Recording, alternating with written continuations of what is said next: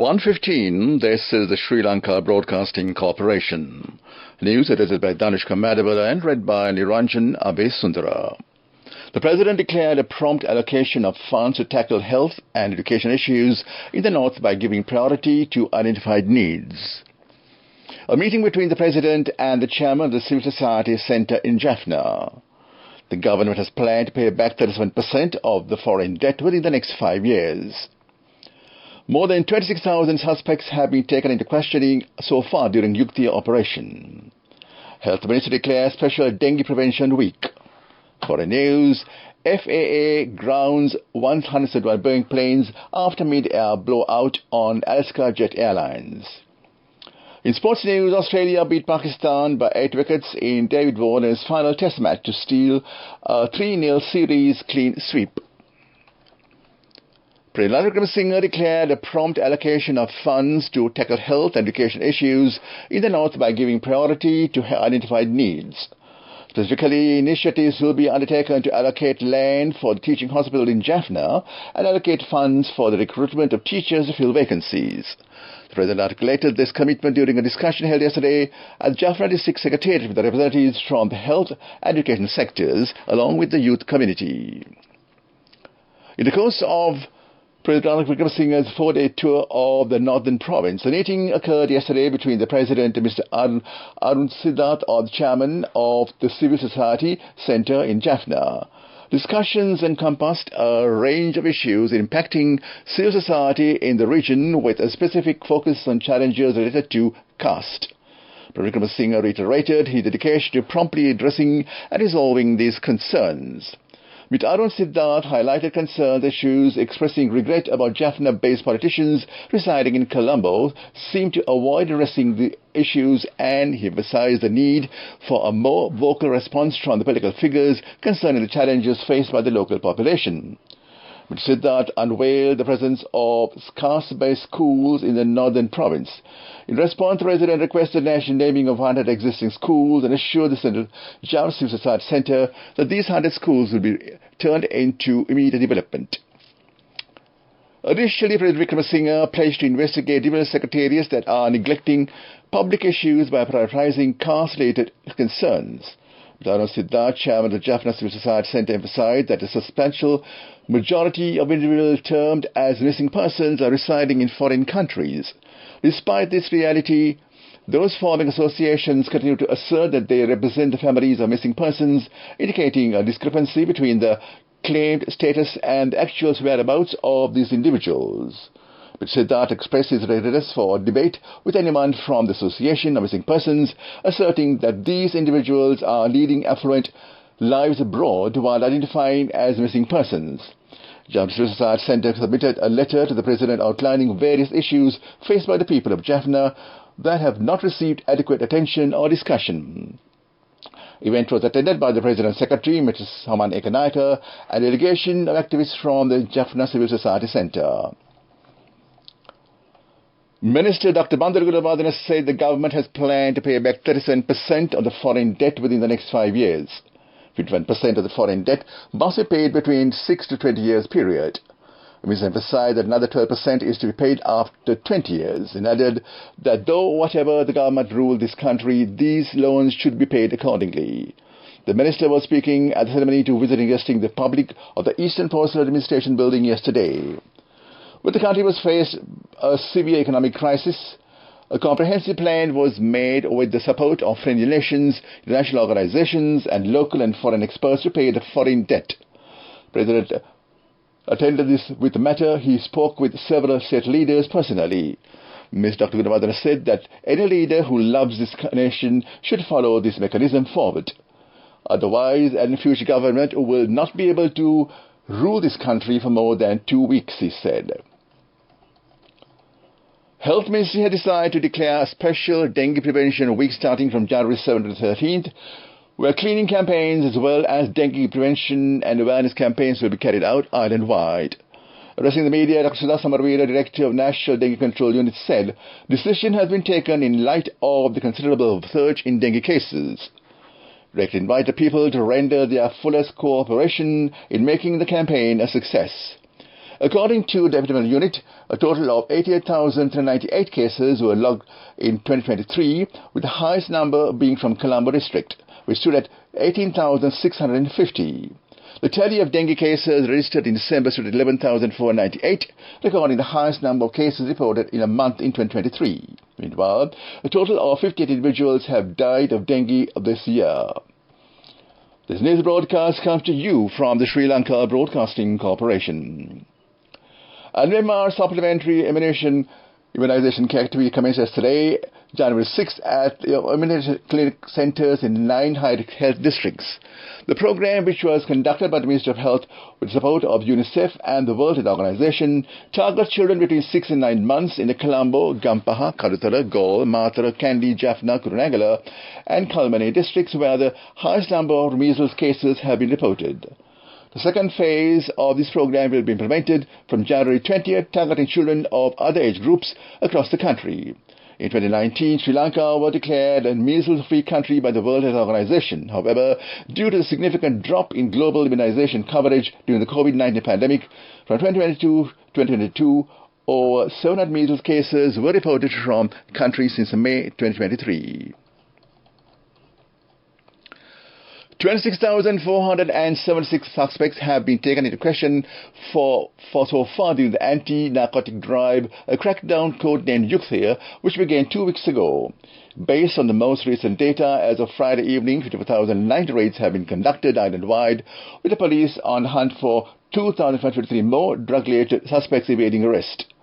The military-backed raids, which began on December 17, 2023, has resulted in nearly 1,549 people being sent to rehabilitation centres and 1,334 people with open warrants being taken into questioning.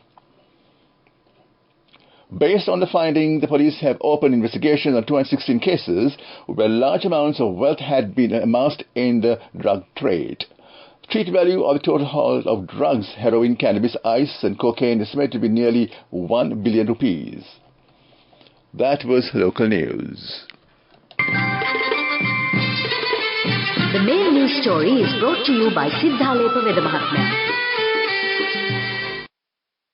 Princess Anne will arrive in Sri Lanka on a 3-day official visit from Wednesday, January 10th, as a part of the events being held to mark 75 years of diplomatic relations between the United Kingdom and Sri Lanka. Princess Anne will be joined by her husband, Vice Admiral Sir Timothy Lawrence. This trip will represent the first overseas tour for the royal family in 2024. While in Sri Lanka, Princess Anne will meet local communities and faith leaders in Colombo, Kandy and Jaffna. Princess will also meet the President Singh, the Prime Minister Wadana and other political leaders during her stay. That was the main news story. The main news story was brought to you by Sinhala Mahatma.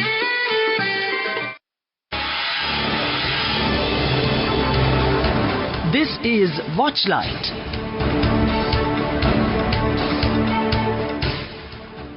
The National Dengue Education Unit says that a hotline has been established for public complaints towards prevention of dengue. Information has been obtained by dialing 011 7966 366. Telephone number 011 7966 366. This number is operational between 8 a.m. and 8 p.m. except on Saturdays, Sundays and government holidays. That came to you in Watchlight.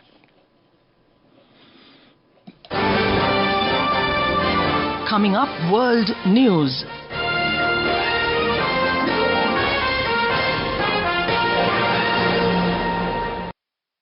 The FAA grounds 171 Boeing planes after media blowout on Alaskan Airlines jet. Hamas command in North Gaza destroyed, Israel says. Woman in 90s found alive under rubble 5 days later, Japan's earthquake. The U.S. airline regulator has ordered the grounding of some Boeing 737 MAX 9 jets after a part of a plane fell off during the Alaska Airlines flight. Federal Aviation Administration said inspections would affect 171 planes. On Friday, Alaska Airlines flight had to make an emergency landing after takeoff from the U.S. state of Oregon. The airline said it carried out the inspections required by the FAA on some of its 79 Boeing 737 MAX 9 planes. Removing some of the aircraft from service is expected to cause about 60 cancellations on Saturday, the airline said in a statement. Required inspections will take around 4 to 8 hours per aircraft, it said. Israeli army said it has completed the dismantling of Hamas's command structure in the northern Gaza Strip. Army spokesman Daniel Hagari told reporters that Palestinian militants are now operating in the area only sporadically and without commanders. He said Israel had killed about 8,000 militiants in the North Gaza. The BBC cannot independently verify this number. Israeli Defense Forces are now focused on dismantling Hamas in the south and central Gaza, he said. A woman in her 90s has been found alive under rubble 5 days after a devastating earthquake struck central Japan. Rescue workers discovered her in the wreckage of a two-story building in the town of Suzu. 7.5 magnitude earthquake struck the Japan seacoast on Monday, flattening towns on the remote Noto Peninsula. More than 120 people have been confirmed dead and 200 are missing. Back to the headlines of the world news. The FAA grounds 171 Boeing planes after media blowout on Alaska Airlines jet. Hamas command in North Gaza destroyed, Israel says. Woman in the 90s found alive under rubble 5 days later, Japan's earthquake. That was world news. And we move on to development news. The Sri Lanka police yesterday took a giant leap in its 157-year history with the commissioning of a state-of-the-art automatic facial recognition system at the Bandaranaike International Airport, Katunayake, to nab criminals and immigration offenders. Public Security Minister Tiran Alas and Acting Inspector General of Police Deshaban Tenakaun unveiled the AFRS at the new facial recognition unit of the BIA in an awareness program at the BIA auditorium. A committee which has been set up 6 months ago to provide solution to check organized crime proposed FRS as a long-term solution to arrest criminals entering and fleeing the country.